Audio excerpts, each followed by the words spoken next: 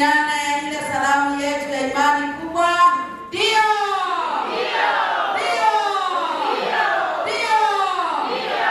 Asante sana kwa sababu mambo yanazidi kupamba moto, siku nazo zinayoyoma. Kweli si kweli?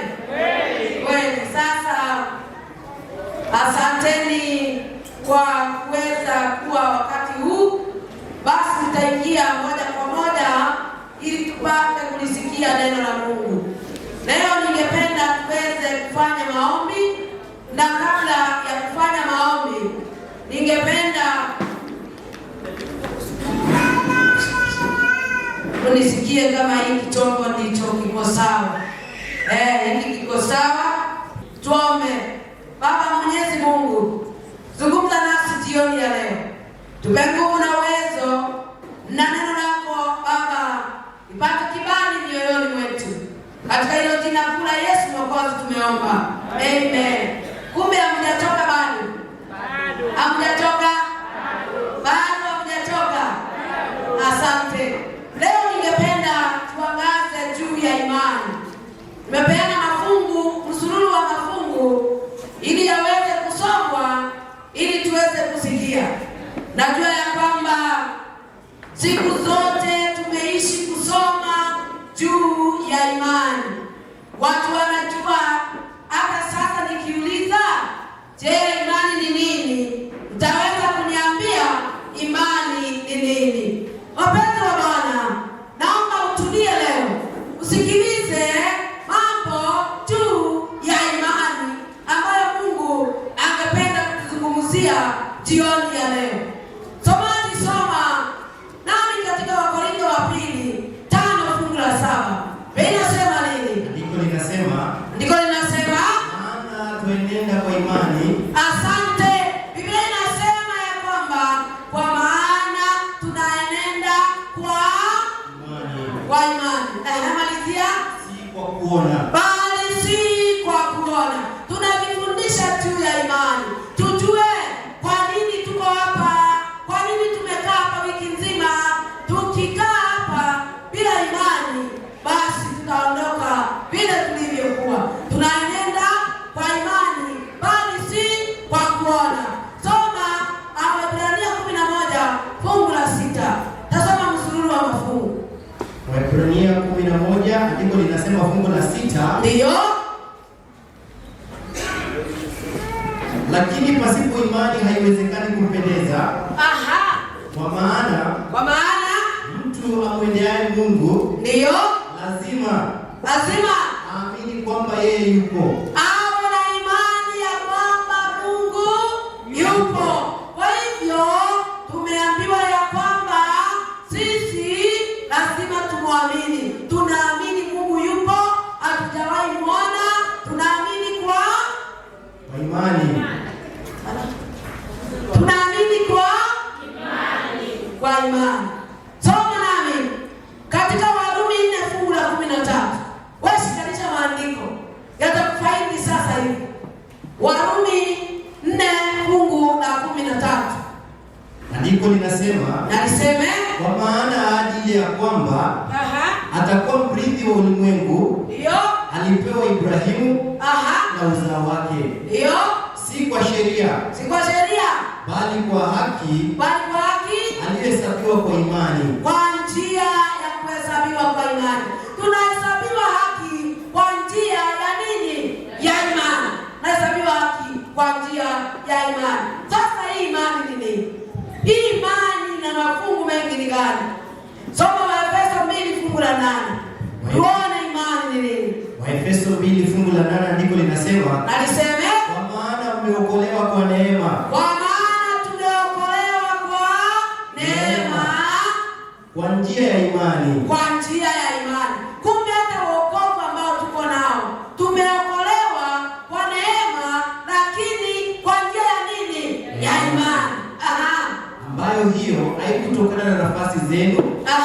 Ni kipawa cha Mungu. Kipawa cha Mungu. Soma katika Waebrania Warumi 5 fungu la 1.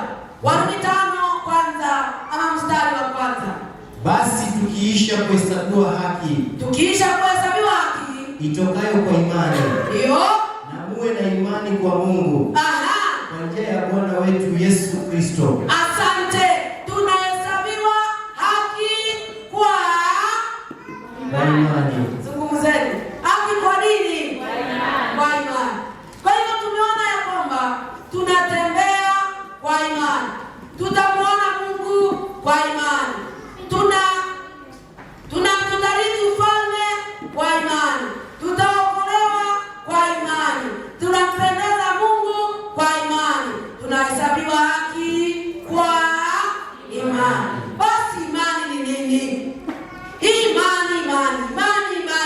Imani ni nini? Soma Luka 8 kuanzia fungu la 5 utateremka na andiko. Mambo yako hapa sasa. Luka 8 kuanzia 5 andiko linasema, ndio, mpanzi alitoka kwenda kupanda mbegu zake. Ndio. Naye alipokuwa akizipanda. Luka 8. Ndio hata kusoma na kuambia. Andiko linasema mpanzi alitoka kwenda kupanda mbegu zake. Ndio. Naye alipokuwa akizipanda, nyingine zilianguka karibu na njia. Soma Mathayo 8, sio Luka 8. Mathayo 8. Soma 5. Ndio. Andiko linasema, hata alipoingia Kapernaumu. Hiyo ndio nilikuwa nataka. Asante. Akida mmoja alimjia. Hata alipoingia Kapernaumu. Yesu Kristo, tunataka kuangalia imani ni nini? Ni nini hiki kinaitwa imani? Tunatembea kwa imani. Tunaona kwa imani. Tunampendeza Mungu kwa imani. Tutarithi mbingu kwa imani. Tunatembea kwa imani. Imani ni nini? Najua mkisoma Ibrania taniambia kwamba imani ni kuwa na hakika na mambo yatarajiwayo, bayana ya mambo yasiyoonekana. Lakini leo naomba tuweze kusikiliza imani ni nini. Basi Biblia inasema Mathayo 8 ya kwamba akisha kumaliza, teremka na andiko. Andiko likasema, linaendelea kusema, akamsihi akisema, Bwana, mtumishi wangu amelala nyumbani. Ndio, soma. Mgonjwa wa kupooza. Anaumwa sana. Ndio. Yesu akamwambia, nitakuja nimponye. Ndio. Yule akida akamjibu akasema, akamwambia aje, Bwana, mimi sistahili wewe uingie chini ya dari yangu. Lakini sema neno tu. Na mtumishi wangu atapona. Asante. Wapenzi wa Bwana, sasa ndio nataka tuangalie imani ni nini. Ile imetufanya tukae hapa wiki nzima, kwa sababu tulikuja kusikia mambo ya Mungu ambaye hatujawahi muona. Tunakuja kwa imani. Sisi tunamwamini Mungu kwa njia ya imani. Tena tunatembea kwa njia ya imani. Pia tunampokea Mungu kwa njia ya nini? Ya imani. Hata tunamsubiri Kristo kwa njia ya imani. Sasa siku moja Yesu akiwa Kapernaumu akakutana na akida. Akida ni nani? Akida ni mtu ambaye amesimamia kikosi cha askari zaidi ya 100. Akakutana na huyo akida. Akamwambia akida, Mungu akamwambia Mungu hivi, Yesu, akida akamwambia Yesu, mimi vile unaniona hivi, mtumishi wangu mmoja yuko mgonjwa, anaumwa sana. Sasa Yesu akamwambia, sikia. Najua Yesu naye simuelewi sometimes. Akamwambia ni mgonjwa, nitakuja kwako nifanye nini? Nimponye. Yule akida akasema, mimi sikumwambia Yesu aje kwangu. Sasa akamwambia hivi, haijalishi wewe uje katika dari yangu, lakini sema neno na mtumishi wangu atafanya nini? Ataponywa. Huyu mtu alikuwa in great power. Akamwambia, sikia Yesu, mimi ni akida na akida ni mkubwa, tena nina power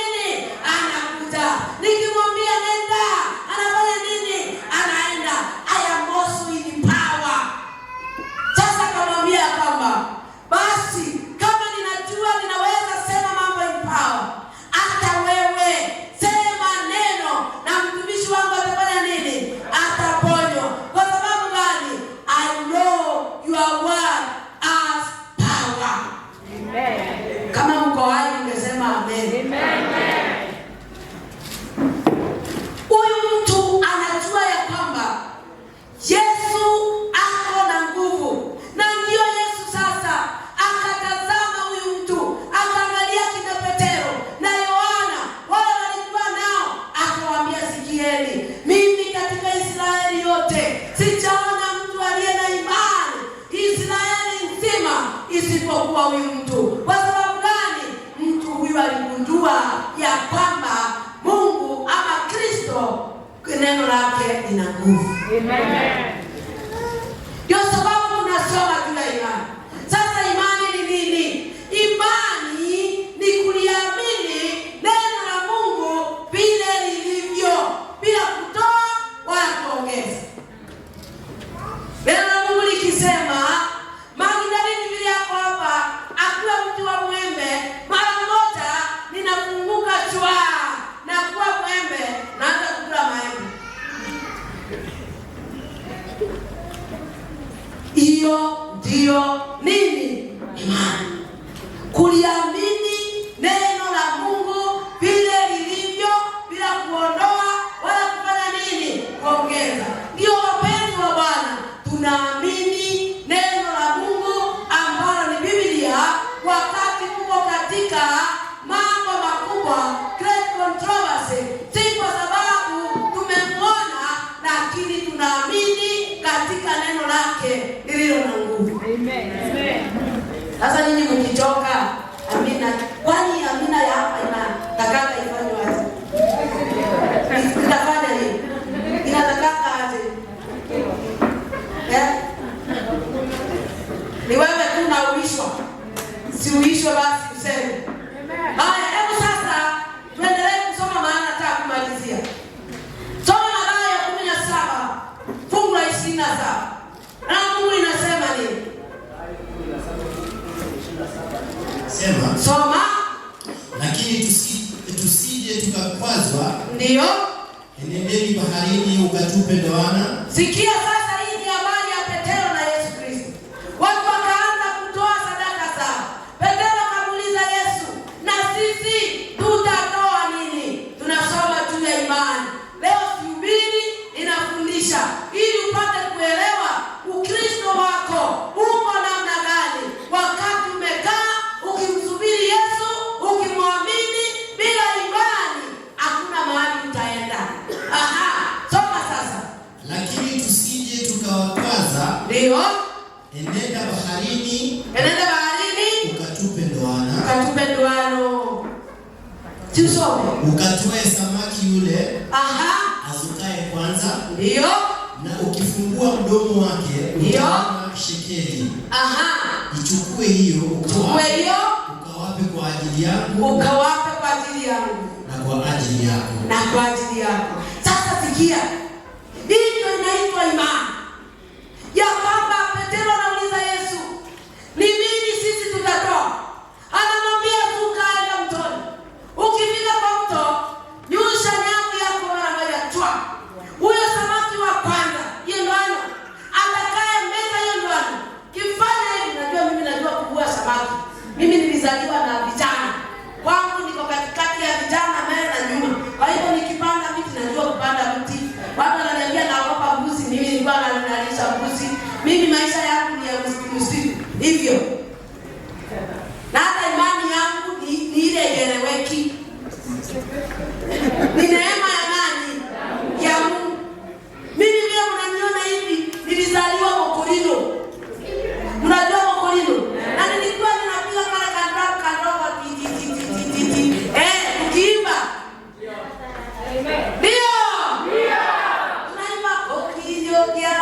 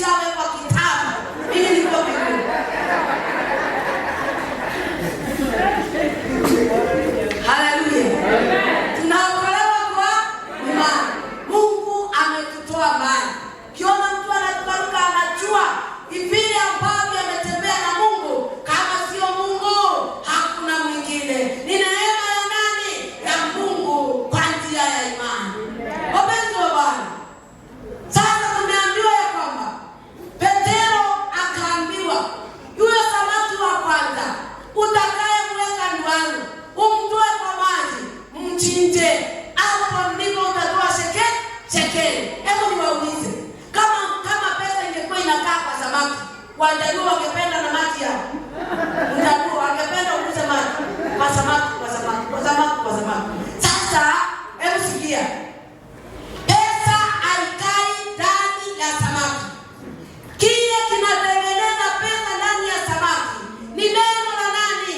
La Mungu. Wakati Mungu anasema samaki wa kwanza utakayekuwa, hiyo ndio wakati neno la Mungu linatengeneza pesa na linaweka ndani ya samaki. Hiyo ndio imani ambayo inafanya kazi, ambayo ni neno la Mungu. Tuko pamoja wapendwa? Kwa nini nafundisha mambo ya imani tena jioni tukienda nyumbani? Ni kwamba wakati tunapomwomba Mungu, wakati tunakaa wiki nzima tukimwabudu Mungu, tunahitaji basi kuvaa imani ya Yesu, kumwamini, ili mwaka ujao tusonge, sio kwa kuona, lakini kwa nini? Kwa imani. Amen. Tunaokolewa kwa imani, tutamuona Mungu kwa imani, tunampendeza Mungu kwa imani. Mambo yote ni kwa imani. Hebu soma tusikie hadithi nyingine, Marko 11:12 mpaka 20. Neno la Mungu linasema nini? Andiko linasema, hata asubuhi yake walipotoka Bethania aliona njaa. Ndio. Akaona kwa mbali mtini wenye majani. Akaenda ili labda aone kitu juu yake. Ndio. Na alipofikiria hakuona kitu ila majani. Maana si wakati wa tini. Ndio. Akajibu hilo ni 14. Ndio. Akamwambia, tangu leo hata milele mtu asile matunda kwako. Wanafunzi wake wakasikia. 15 ndiko linasema, wakafika Yerusalemu. Ndio. Naye akaingia ndani ya hekalu. Akaanza kuwafukuza. Wacha hapo. Hilo fungu liko hapo ambapo amepita 14. Ya kwamba sikia. Sasa hapa ni mambo ambayo yanafanyika. Yesu akaingia Bethania, akaumwa na njaa. Maana Yesu alikuwa mwanadamu 100% na alikuwa Mungu 100%. Akahisi njaa sasa kama mwanadamu. Akaona mtini uliokuwa na matawi, akasonga ili apate kupata matunda yake. Lakini alipokaribia ukawa hauna matunda. Yesu alipotazama mara hiyo, tunaambiwa ya kwamba akaulaani na mara ukafanya nini? Ukanyauka. Nini inanyauka mtu? Ni neno la nani? La Mungu. Wapenzi wa Bwana, neno la Mungu lina nguvu, na hiyo ndio imani tulionayo katika maisha yetu. Imani ya neno la Mungu. Tunapomalizia soma Luka 5 kuanzia 1, teremka chini. Luka 5 kuanzia 1. Luka 5 kuanzia 1. Ikawa makutano walipomsonga wakisikiliza neno la Mungu. Ndio. Yeye alikuwa amesimama kando ya ziwa la Genesareti. Akaona vyombo viwili vimekaa kando ya ziwa. Ndio. Lakini wavuvi wametoka. Wanaosha nyavu zao. Sasa Yesu anatoka upande wa Genesareti, amevuka pande mwingine wa bahari, akaona watu wanaosha nyavu. Hebu sikia. Akaingia katika chombo kimoja. Ndicho chake Simoni. Akamtaka akipeleke mbele kidogo. Ndio. Pwani. Akaketi. Akawafundisha makutano ali chomboni. Asante, endelea. Mimi nitaendelea kwa sababu masaa yangu yanasonga. Wapendwa wa Bwana, wakati huu ambapo Yesu Kristo anakuja kina Petero, wamelala usiku mzima, hawajapata samaki, na wao ni fishermen ambao they are professional. Yesu akawauliza, nataka kuniambia usiku kucha mlilala mkapata kitu? Hapana. Sasa akawaambia hivi, shusheni nyavu zenu ndani ya maji na mtapata samaki. Petero akageukia wale aliokuwa nao, akawaambia, sikieni sikieni atuambiavyo. Wakati wamelala usiku kucha hawakupata samaki, lakini sasa kwa sababu neno la Mungu limezungumza, wanaposhusha nyavu zao, neno la Mungu linatengeneza samaki. Haleluya! Samaki zinatengenezwa na Mungu, ndio sababu wanaposhusha nyavu zao samaki wakajaa, kwa sababu wametengenezwa na nani? Na neno. Ndio Mungu, neno la Mungu. Wapenzi wa Bwana, hili ni neno la Mungu. Nasema leo nafundisha neno la Mungu, kile ambacho linalosema tuamini, hivyo ndivyo ilivyo.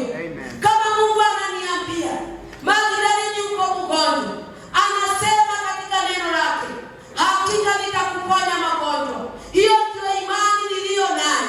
Niamini neno lake ni la kweli, na nikiliamini ni nguvu yake itaniponya. Amen. Kwa pamoja wapendwa, ndio sababu hata wakati tunamwomba Mungu, tunahitaji tumuombe Mungu tukiwa na imani ya kwamba neno lake vile limesema, hiyo ndio imani tulio nayo katika maisha yetu. Bwana, tumwamini Mungu basi. Hata utaona wengine wametoka kwa hii mkutano, wamefika kwa wale hawakuja hii mkutano, alafu anamwambia nisaidie kuomba. Saidie kuomba. Unajua nimekaa kanisani wiki nzima, sasa kuna mambo yananitatiza. Saidie kuomba. Sasa ulikuja kufanya nini? Ulikuja hapa kufanya nini? Tunahitaji imani yetu ikue kubwa, ya kwamba wakati tumeweka maombi yetu hapa, wakati tumeyaomba, tumemwomba Mungu aliye na nini? Na nguvu, Mungu aliye wa kweli na hakika. Hiyo ndio imani tuliyo nayo. Siku moja wakati tulikuwa Kibera hapa, kwa tunafanya kazi Kibera miaka miwili, kuna mama tulikuwa tunaomba naye, ni hapo sitakwambia ni nani.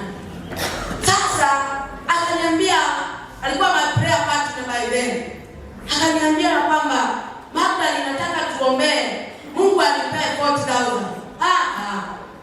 Tunaomba 2 weeks. Tukaondoka, kila mtu akaenda, tukaanza kuomba. Mimi naomba Mungu toe 40,000. Yeye akaenda. Wiki moja ilipopita, akabadilisha maombi. Akaona Mungu hawezi kupata 40,000, akaanza kuomba 10,000. Akaomba. Tulipofika sasa wiki mbili zimeisha. Nawaambia kwa kweli na kwa hakika, wiki mbili zilizopita tukakutana kuomba. Nikamuuliza dada yangu, kwaje, kwa salama? Nini kipya? Hakusema Yesu yuaje. Alisema nibadilisha maombi. Asante. Sasa tufanye nini? Situombe basi. Tukapiga magoti. Nikamwambia kwa sababu wewe ndio ulibadilisha maombi, ukapima Mungu, anza maombi. Akaomba ile 10,000 ya kweli. Na mimi nikaanza kuomba. Nikasema Mungu nisamehe. Naongea kweli ya kwamba ile 40,000 nimekuwa nikikuomba ya huyu mama. Basi tunaomba 10,000 katika jina la Yesu. Amen. Mimi sizungumzii mambo ya wale wanasema inua simu nyingine. Lakini tukiwa tumekaa hapo, huyu mama kuna kazi walikuwa wamefanya na ilikuwa ya 40,000, lakini hawakuwa wamelipwa. Sasa badala alipe 40,000, 10,000 ndio iliingia kwa simu. Tukiwa hapo, akanishika koo, akaniuliza, sasa zimeingia 10, dada nitatoa wapi? Na mimi nikanyoosha mguu yangu, kamupiga teke, kamuuliza, kwa nini unapuuza Mungu ambaye ni wa kweli?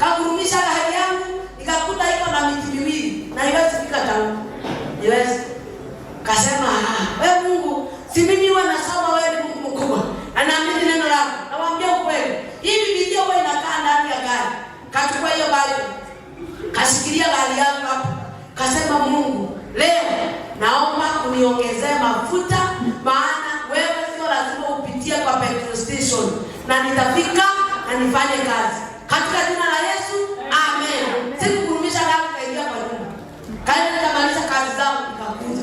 Amini usiamini. Unajua kuna watu wanaona kama mambo mengine ni wazimu. Amini usiamini. Nilipokurumisha gari wiki 6. Amen. Ambia Mungu sawa, asante. Sasa twende hata mimi niende kazi.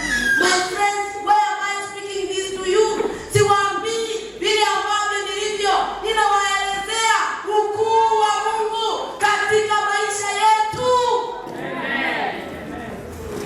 Ya kwamba tumwamini Mungu vile anavyosema, hiyo ndio hakika na hivyo ndivyo ilivyo. Kama umepiga magoti kuomba Mungu akupe shamba, yeye anajua vile atakavyokupatia. Amen. Kisoma Comforter Ministry inasema hivi, na andika hapo topic ya kwamba 1,000 ways. Comforter Ministry inasema hivi, sikia, ya kwamba Mungu ana njia maelfu na maelfu za kukujibu wewe, ambayo haujui hata moja wapo. Sijui kama umesikia hiyo, ungesema amina.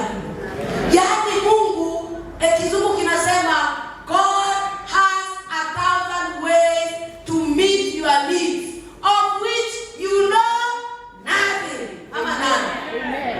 Haujui hata moja.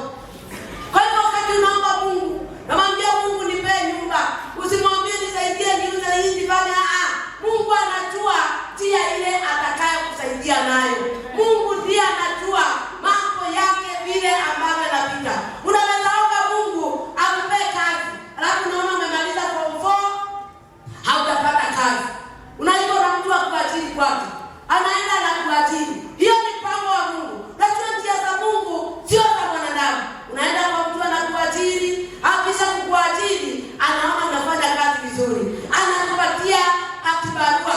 Ukienda kwa hiyo kibarua, Mungu anasaidia, unakuwa mwaminifu, unakuwa promoted hata bila degree, maana ni mpango wa Mungu. Amen. Bora tusimwamini Mungu. Imani yetu inafifia wapi?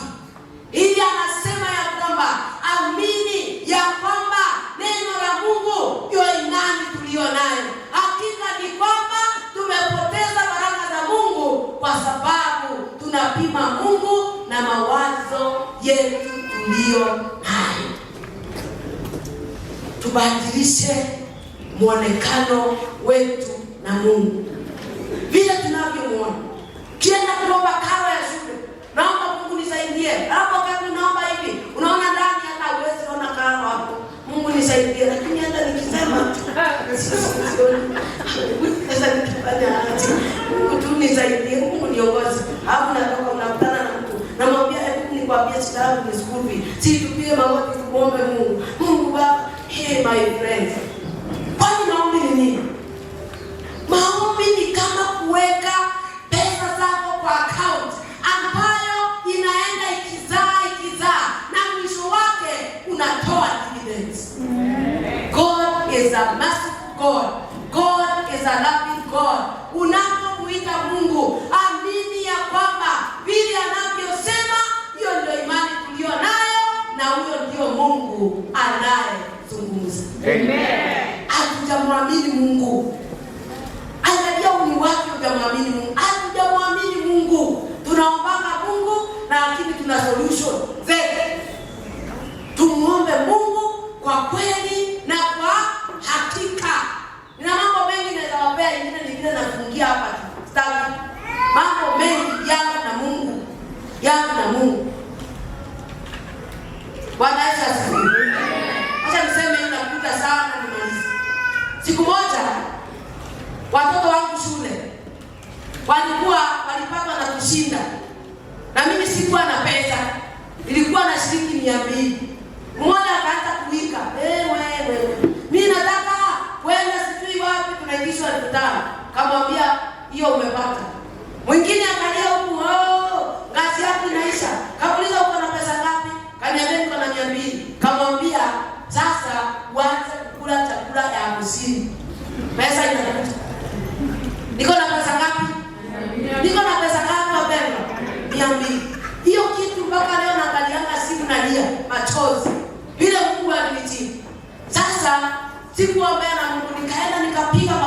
Mungu.